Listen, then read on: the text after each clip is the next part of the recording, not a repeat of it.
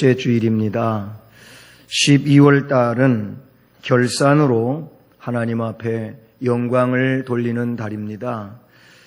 1년을 살아오면서 이제 12달 가운데 마지막 한 달을 남겨놓으며 11달 동안 살아온 내용에 관계해서 아름다운 결산 보고서가 하나님 앞에 올려질 수 있기를 주님의 이름으로 축복합니다.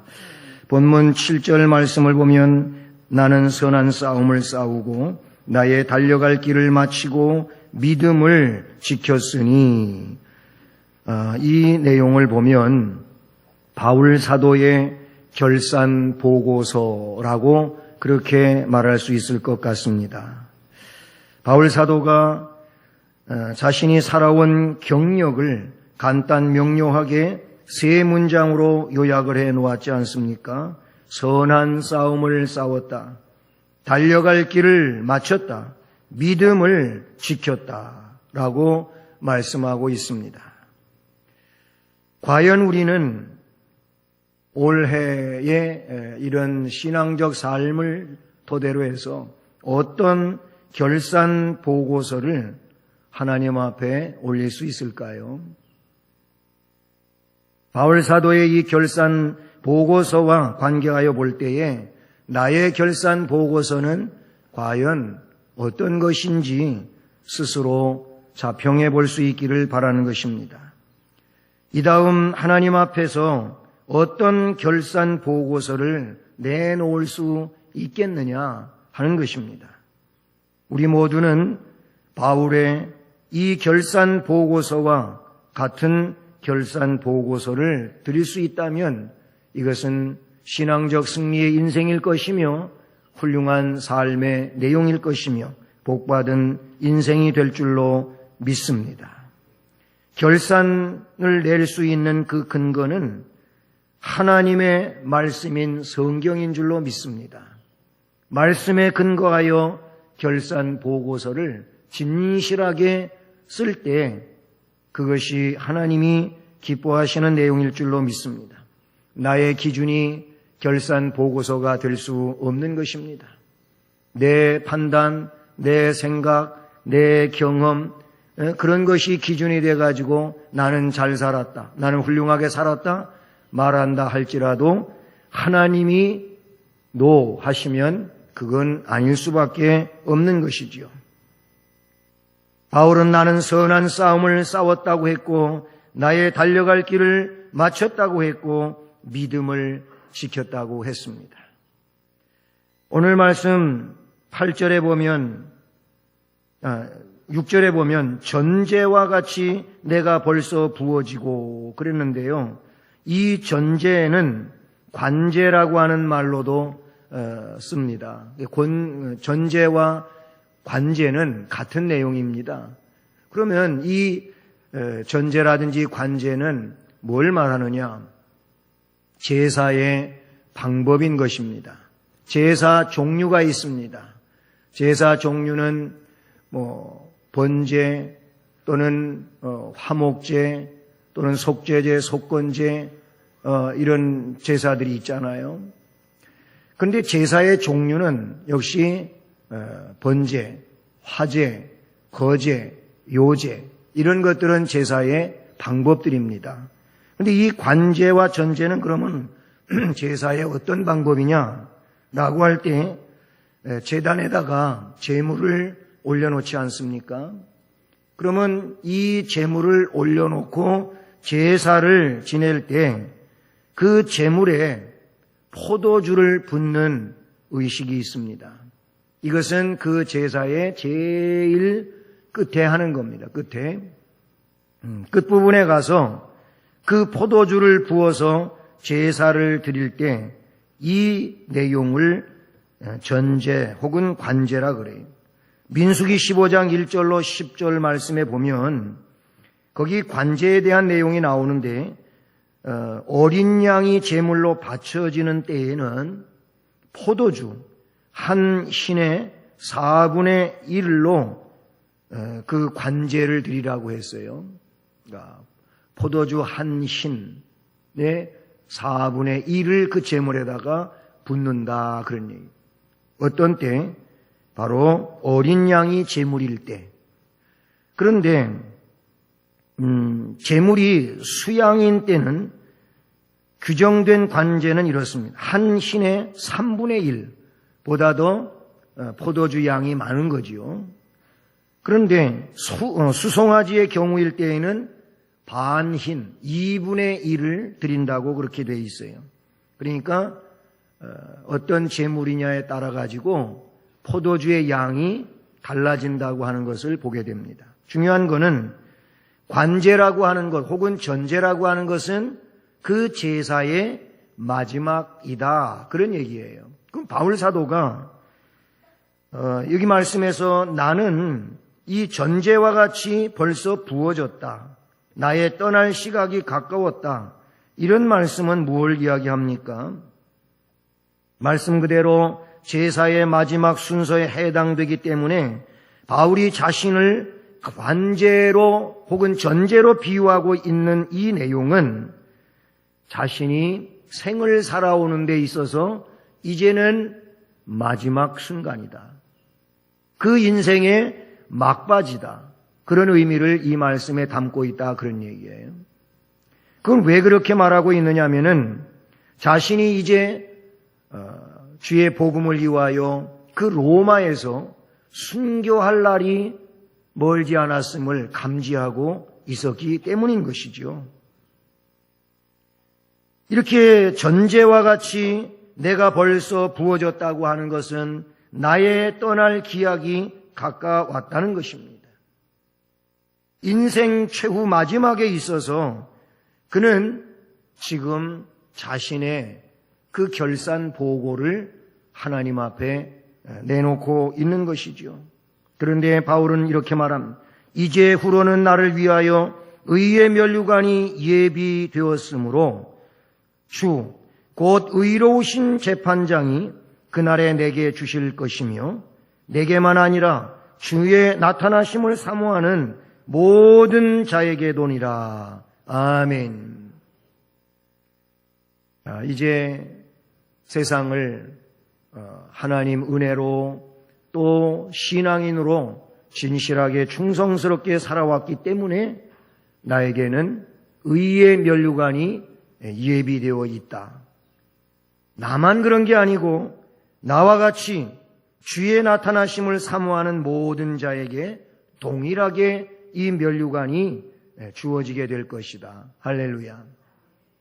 그러므로 나와 같이 라고 하는 이 말씀에 있어서 우리가 생각해야 될 것은 말씀 그대로 나는 선한 싸움을 싸웠다, 나의 달려갈 길을 마쳤다, 믿음을 지켰다 하는 이 세 가지의 결산인 것입니다.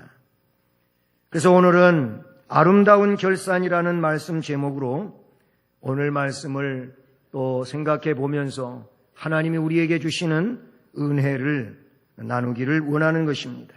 그 첫째가 뭐냐면 선한 싸움을 싸우며 달려갈 길을 마쳤다고 하는 이 부분에 있어서 우리 역시 달려갈 길을 완주할 수 있기를 주님의 이름으로 축복합니다. 완주하는 일이 중요한 줄로 믿습니다. 그렇잖아요. 완주라고 하는 것은 끝까지 달려가는 것을 말하는 것이죠. 중도에 포기하는 것은 완주일 수 없는 것입니다. 달려갈 길은 무엇입니까? 여기서 말하고 있는 선한 싸움을 싸우며 달려간다고 그렇게 말하고 있어요. 그렇습니다. 우리가 달려갈 길은 거룩한 길을 달려가야 될 줄로 믿습니다. 우리가 달려갈 길은 천국을 향한 길이어야 될 줄로 믿습니다. 그리고 우리가 달려가는 길은 신앙의 길이요, 헌신의 길이요, 사랑의 길인 줄로 믿습니다. 이 길을 끝까지 달려가, 즉 완주하라는 그런 말씀인 것이죠. 다름질을 하는 자들이 정해진 코스대로 주파해서 그 끝까지 가야 되는 줄로 믿습니다. 그래야 육상 경기에서도 그러하지 않습니까? 끝까지 정해진 코스를 따라서 그렇게 달려갈 때, 완주하게 될 때 이 사람에게 상이 주어지고 아니면 월계관이 주어지게 되지 않습니까? 이것처럼 성도들도 하나님이 정해주신 인생을 유감없이 달려가야, 맡겨주신 사명을 남김없이 수행해야 의의 면류관을 얻을 자격이 주어지게 되는 줄로 믿습니다. 성경에는 복음 전도자의 사명 수행을 운동선수에 비교하여 말씀하고 있는 부분들이 여러 군데 있는데요. 그 중에 고린도전서 9장 24절 말씀을 보면 바울 사도는 이렇게 말씀합니다.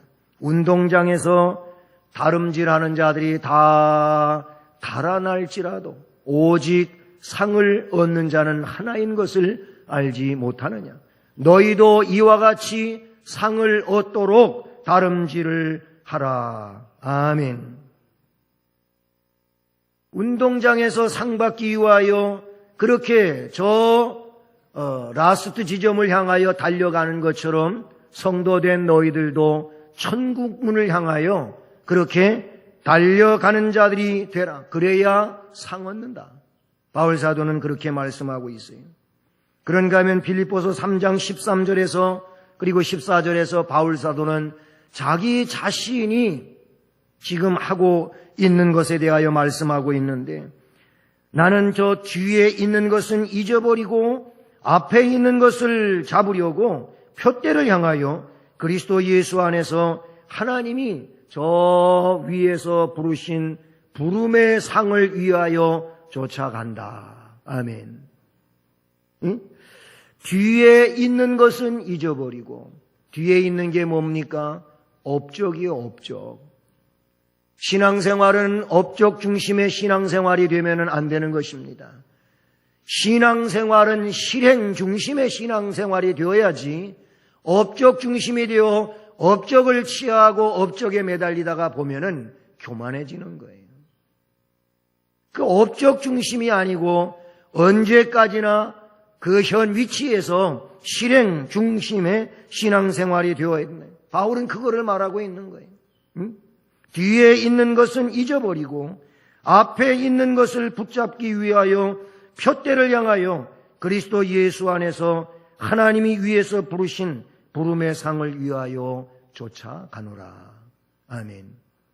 따라서 하시겠습니다. 우리도 부름의 상을 위하여 쫓아가자. 아멘. 그래요.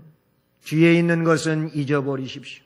지난날 예수님을 위하여 또는 교회를 위하여 그 어떤 일을 했느냐, 이것에 대하여 연연하지 마시고 앞을 향하여 표대를 향하여 쫓아가는 믿음이 되시기를 주님의 이름으로 축복합니다. 그런 믿음이 중도에 포기하지 않는 믿음이 될 줄로 믿습니다. 달려갈 길을 완주해야 되는데, 끝까지 가야 되는데 그러지 않고 중도에서 포기하는 일들이 있다 그러니, 2015년도를 살아오면서도 중도에서 여러분 연초에 목표로 정했던 일들이 포기되어진 일은 없습니까? 중간에 그냥 그만두고 주저앉은 일은 없느냐, 그런 얘기예요. 복음을 위한 경기는 장거리 경기란 말이에요. 단거리 경기가 아닌 거예요. 그냥 숨 막힐 정도로 일시 동안 뛰어가다가 이제는 더 못하겠다고 주저앉는 것이 아닌 거예요. 끝까지 달려갈 길을 가야 될 줄로 믿습니다. 동시에 이 신앙의 경기는 장애물 경기가 같다 그런 얘기예요. 왜냐하면 사탄은 곳곳에 우리가 달려가는 길에 거기에다가 장애물을 놓아 거기에 걸려들게 하고 넘어지게 하고 쓰러지게 한다 그런 얘기죠. 하지만 이 장애물들을 다 극복하고 끝까지 달려가는 사람이 상을 받는 것처럼 그리스도 예수를 향하여 나아가는 사람도 의의 면류관을 받기 위해서는 장애물 때문에 걸려 넘어져 주저앉거나 쓰러지는 이런 일이 있어서는 안 된다. 그런 얘기인 것이죠. 그러므로 의의 면류관 받기를 원하는 자라면 믿음의 경주를 중단해서는 안 되는 것입니다. 고독과 외로움이 수시로 찾아온다 할지라도, 또한 지치게 만드는 일이 있다 할지라도 그럴수록 더욱 힘을 내서 믿음의 경주를 해야 할 줄로 믿습니다. 연초에 한 해를 살기 위하여 결단하고 그 마음을 가지고 우리가 시작을 했습니다. 어떤 사람은 지금까지도 변치 아니하고 달려나가는 분도 계시겠지만은 그렇지 않은 분들도 있어요. 어떤 사람은 2달 만에 포기하고, 어떤 사람은 3달 만에 포기하고, 어떤 사람은 반년 만에 포기하고 거의 막바지까지 와가지고 주저앉는 이런 일들도 있기 마련인 것이죠. 우리는 그런 사람이 되지 맙시다. 달려갈 길을 완주할 수 있기를 주님의 이름으로 축복합니다. 성경에는 이 면류관에 대한 말씀이 참 많이 나와 있는데요. 몇 가지 말씀을 드려볼까요? 야고보서 1장 12절, 계시록 2장 10절 말씀에 보면은 거기에는 의의 면류관 외에 생명의 면류관이라는 말을 담고 있어요. 생명의 면류관을 주겠다. 누구에게? 죽도록 충성하는 이에게. 예레미야 13장 18절, 베드로전서 5장 4절 말씀에는 영광의 면류관이라고 말하고 있어요. 영광스러운 면류관. 데살로니가전서 2장 19절에는 자랑의 면류관이라고 말씀하고 있어요. 고린도전서 9장 25절에는 썩지 않는 면류관이라고 말하고 있어요. 계시록 12장 1절에는 12별의 면류관이라고 말하고 있어요. 계시록 4장 4절과 14장 14절에는 금면류관이라고 말하고 있어요. 에스겔서 16장 12절에는 화려한 면류관이라고 말해주고 있습니다. 이렇게 제가 언급한 것만도 8가지 종류의 면류관을 말씀해 주고 있습니다. 여러분, 이 면류관 쓰실 수 있기를 축복합니다. 그러기 위해서 그리스도의 복음을 위해 충성스럽게 달려가야 된다, 그런 얘기. 바울이 말씀하고 있는 것처럼 선한 싸움을 싸우고 나의 달려갈 길을 마쳤다고 했어요. 이 선한 싸움을 싸우며 달려갈 길을 끝까지 가야 되는데 완주를 못하는 거예요. 중간에 포기하는 일이 생겨버린다, 그런 얘기. 12월 달 주저앉았던 여러분이시라면은 다시 일어나서 신앙을 우리가 세워 뛰어가기를 바랍니다. 그것은 곧 12월에 결산 보고서를 하나님 앞에 2015년도를 내야 되기 때문에 그러는 거예요. 또 한 가지는 뭐냐면 이 말씀에 보니까 믿음을 지켰다고 했어요. 믿음을 지켜요. 우리는 믿음을 지켜야 하는 사람들인 줄로 믿습니다. 왜냐하면 우리들이 신앙인이기 때문에 그래요. 경기를 하는 선수들은 경기 규칙을 지킬 것을 선서하고 경기를 하지 않습니까? 예, 규칙대로 하겠다 이거예요. 정정당당하게 규칙대로 경기할 것을 선서합니다. 그렇게 하고 하잖아요.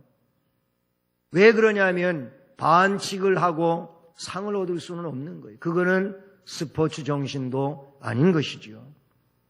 마라톤 선수가 너무 힘들다고, 그래서 고통스럽다고 중간에 정기 코스가 아닌 쉬운 길로 그렇게 질러간다? 이 사람은 실격자예요. 그 사람은 중간에서 지름길로 해갖고 꼬린 지점에 왔다 할지라도 그 사람에게는 상이 주어지지 않습니다. 아니면 너무 힘들다고 다른 기구를 타고 뛰어가야 되는데 뛰어가지 아니하고 편리하게 다른 기구를 타고 어느 정도 간다? 그것도 안 되는 것입니다. 자기 힘을 다해서 발로 뛰어가야 되는 겁니다. 이와 같이 선수가 경기의 규칙을 지키며 달려야 하듯이 성도들의 신앙생활도 믿음을 지켜야 하는데, 이 믿음을 지킨다고 하는 것은 뭘 이야기합니까? 말씀을 지키며 사는 거예요. 이게 하나님이 원하시는 진정한 믿음인 것이죠. 그 믿음, 말씀을 지키는 믿음을 우리 주님은 충성스럽다고 여기는 겁니다. 착하고 충성된 종아, 내가 적은 일에 충성하였음에 많은 것으로 내게 맡긴다 하시는 말씀도 마찬가지고, 왼편과 오른편에 있는 사람들에 대하여 이야기할 때에도 오른편에 있는 자들은 그들은 상 받을 자들이라고 말해요. 영생에 나아가라 그랬어요. 왜 그러느냐 하면 그들은 말씀대로 살았기 때문에 그래요. 그러나 왼편에 있는 자들을 향하여는 영벌에 들어가라고 말씀하시는데 왜 그렇습니까? 그들이 살아온 그 내용을 주께서 인정하지를 않습니다. 그들은 스스로 생각할 때에는 주를 위하여 다 했어요. 주님이 못 잡수실 때 잡술 것을 드렸고, 주님이 아프실 때에 또 위로해 드렸고, 그들은 그렇게 했다 그랬어요. 그런데 주님이 인정을 안 합니다. 왜 그랬을까요? 하나님의 규칙대로 안 했기 때문에 인정을 안 하는 거예요. 나는 한 것 같은데 주님이 그렇게 안 했다고 하시는 것은 하나님의 방법이 아니었기 때문이라는 것이죠. 끝에 가서 이런 일 만나면 얼마나 황당스러운 이야기가 되겠습니까? 우리는 규칙대로 해야 돼요. 성경대로 해야 됩니다. 성경대로 하는 것이 믿음을 지키는 것인 줄로 믿습니다. 여러분은 믿음을 지키는 일에 몇 점을 받으셨다고 생각하십니까? 스스로 여러분의 믿음 점수를 매겨보면 몇 점이라고 생각하십니까? 점수를 가지고 우리가 논할 수는 없겠지만은, 그러나 우리는 우리 스스로가 믿음 생활을 생각해 볼 필요가 있어요. 성도들이 빠지기 쉬운 과오가 있는데 그게 뭐냐면 말로는 잘합니다.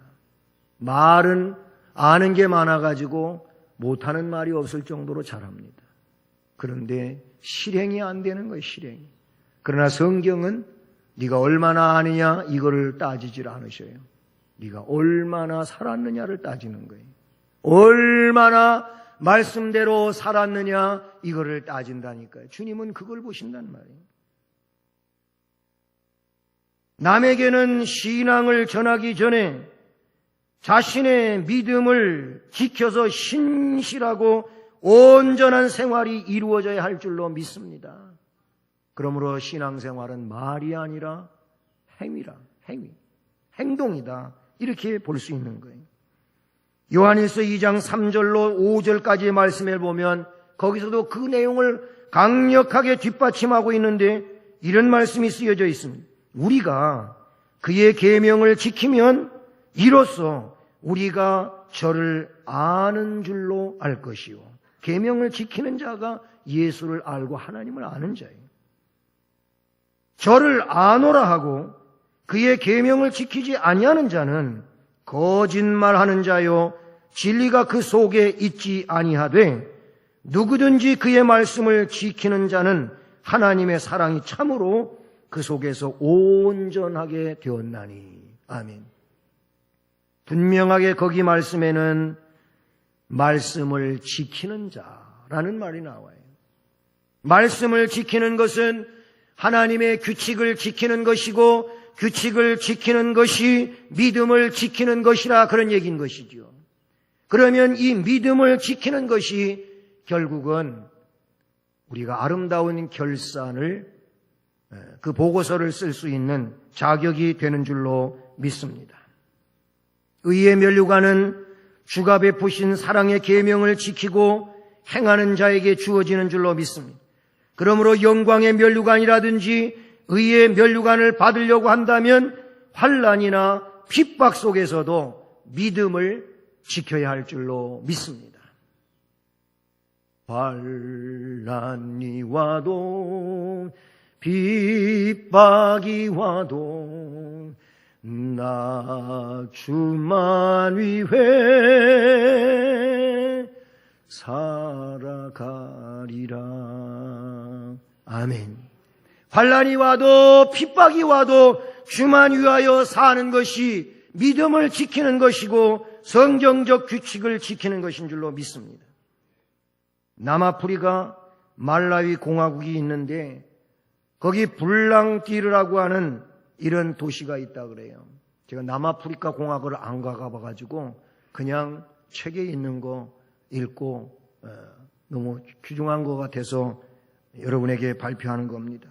그런데 거기 가면 이 리빙스턴 기념관이 있는데 이 기념관 유리창에 리빙스턴이 남긴 글을 거기에 써놓고 있다 그래요. 어떤 글이냐면 너무나도 귀한 거예요. 하나님 나라에 관계된 것이 아닌 한 무엇을 소유하든 거기에 가치를 두지 않는다. 소유하겠다는 기대도 갖지 않겠다. 이렇게 기록했다는 거예요. 이 말은 곧 하나님 나라에 관계된 것에 가치를 두고 그걸 소유하기 위하여 전심을 다하겠다는 거예요.